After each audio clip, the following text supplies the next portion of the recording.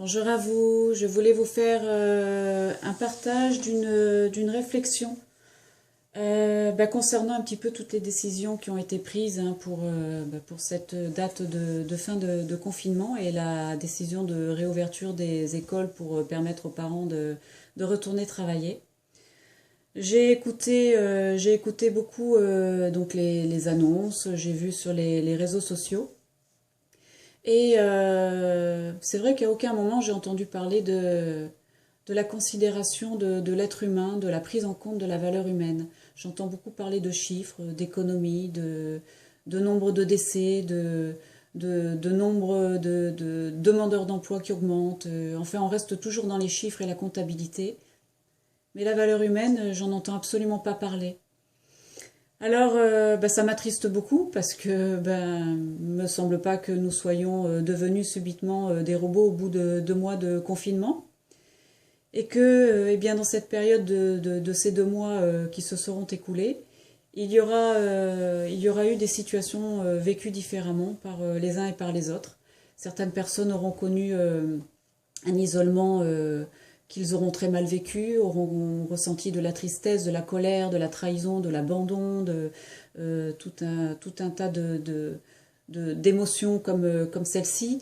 D'autres encore auront malheureusement connu des deuils. D'autres encore auront connu de la violence pendant cette période de confinement. Enfin bref, nous ne sortirons pas indemnes de cette période-là. Et certaines personnes seront beaucoup plus marquées que d'autres. Et il y aura même des personnes qui auront été tellement brassées au niveau des émotions et des événements qu'elles auront subis dans cette période-là, que j'assimile ça un peu comme à un burn-out. Hein. Et j'en parle en connaissance de cause pour en avoir fait un il y a quelques années.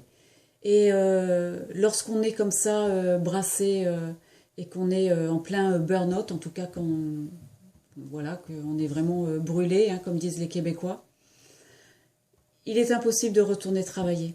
Même si on le désire très fortement, on s'aperçoit que on est dans l'impossibilité et qu'on a besoin. On a besoin d'un temps de repos, on a besoin de travailler sur soi, on a besoin de se faire accompagner pour reprendre physiquement, pour reprendre psychologiquement. Et ça ne se fait pas en un claquement de doigts. C'est un travail de longue haleine qui demande des mois et parfois même des années pour se remettre de ça. Alors psychologiquement, il y en a qui vont être marqués. Et ça, on n'en prend absolument pas en compte hein, pour ce retour dans la vie presque normale, dans la vie active. Et en même temps, dans cette période de confinement, il y en a peut-être d'autres qui ont fait des prises de conscience avec des envies de changer de vie, de changer de situation, parce qu'un job, en fait, qui nous plaît pas plus que ça, peut-être que c'est l'occasion justement de changer. Et du coup, peut-être que des choix vont devoir se présenter à vous entre effectivement retourner travailler ou bien prendre une autre orientation professionnelle, en tout cas faire des nouveaux choix de vie, ou bien décider également de rester, décider de ne pas retourner au travail pour se préserver, pour préserver sa santé et celle de sa famille. Alors peut-être que le choix risque d'être compliqué, en tout cas je pense qu'il le sera moins pour les personnes ayant déjà eu des gros problèmes de santé et ayant flirté avec la mort, parce que là le choix sera très vite pris. Mais pour des personnes n'ayant pas eu ce genre d'expérience de vie, le choix risque d'être un petit peu compliqué. Alors je vous invite à faire ce choix en conscience et en vous écoutant. Comment ça pourrait se passer? Eh bien, considérez donc le travail, la valeur travail, vous la posez dans une main, et de l'autre côté, la valeur santé, la valeur d'une vie meilleure. Enfin, la valeur santé, on va mettre la valeur travail et la valeur santé, et vous les posez chacune sur une main.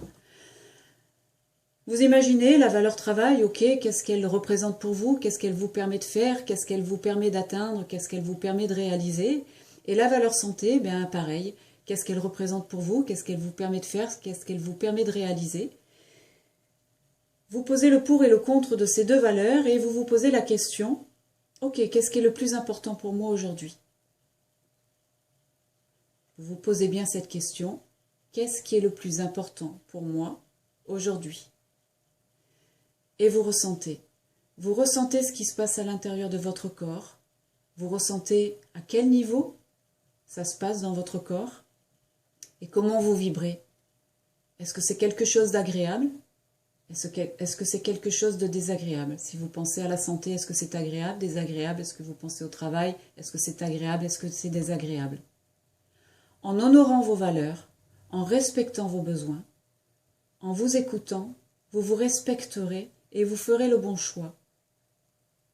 C'est comme ça que vous pourrez faire le choix qui vous correspond. En tout cas, vous ferez le choix qui est le choix le plus juste au moment où vous allez vous poser cette question et dans la situation dans laquelle vous êtes actuellement. Si vous faites le choix de cette façon, en conscience, je ne vous demande pas de me croire, je vous demande juste d'essayer et donc de ne pas choisir avec votre mental, avec « je dois »,« oui mais il faut que »,« oui mais je n'ai pas d'autre choix »,« oui mais comment je dois faire ». Non, faites le choix en honorant vos valeurs, en respectant vos besoins et en vous respectant.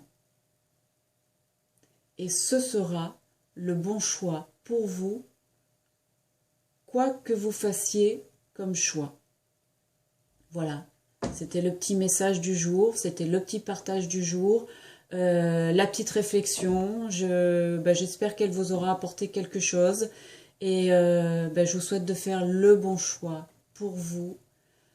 Prenez soin de vous et je vous dis à très bientôt. Bisous, bye bye.